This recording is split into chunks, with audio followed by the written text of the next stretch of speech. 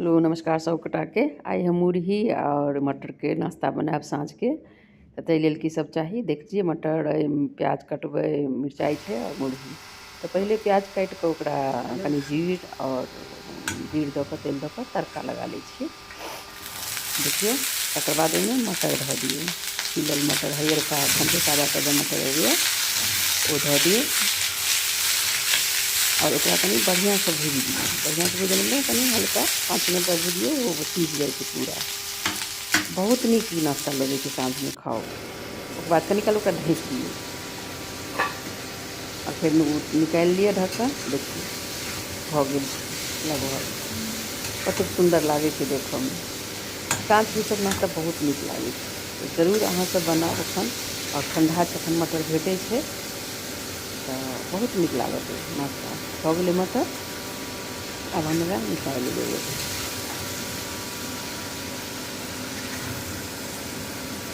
अब टमाटर के निकाल लै छियै।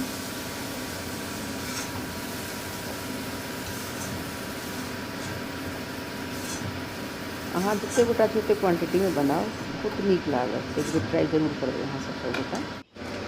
उसके बाद फिर हम कनी जीर दऽ कऽ तखन तेल दऽ कऽ तड़का लगा देबै। जीर जरि जाइए हमर।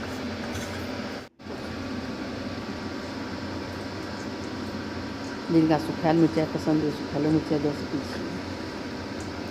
नीक लगै छै सब चीज। अब साँझ में तो कनी बड़ नीक लगै छै मुरही मटर के नाश्ता। जखन ऑफिस से सब गोटा अबै छथिन तऽ कभी गरम गरम नाश्ता रहै छै। तो देखिए अब ई गिर गेलै। मुरही हम धऽ देबै। कनि जे मुरहियो भुजा जाइ छै तऽ ओकर टेस्ट अलग आबि जाइ छै। ओना अहाँ ओनाहो मुरही में खा सकै छी, लेकिन ई कनिक फ्राई कऽ देबै हल्का सा, बहुत नीक लगै छै। आब लगभग मुरही भऽ गेल छै।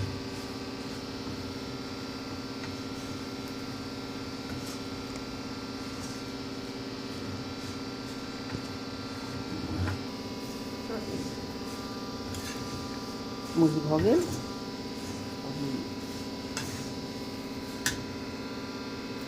देखिए ओकरा छुलिया कुरकुरा भऽ गेलै पूरा। मुश्किल से 2 मिनट लगे छै। 2 मिनट एकरा कनी फ्राई कऽ दियौ।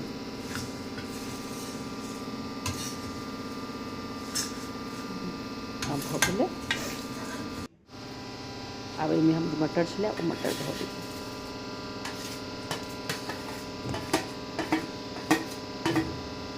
और ओकरा बढ़िया से फिर दुनू के मिला देबै।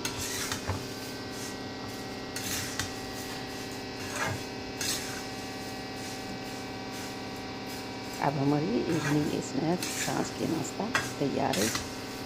जे सब ऑफिस से अयलथि है या घर में छी सब गोटा बना कऽ ई खाओ। और यदि नीक लागि जाए तऽ हमर फेसबुक चैनल है किशोरी झा, जरूर फॉलो कऽ देबै।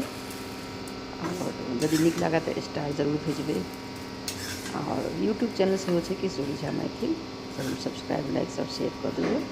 देखबै हमरा चैनल पर सब चीज़ अहाँके भेट जाएत। यूट्यूब पर जते मिथिलांचल के विधि व्यवहार खाना पीना सब चीज़ जरूर देखियो।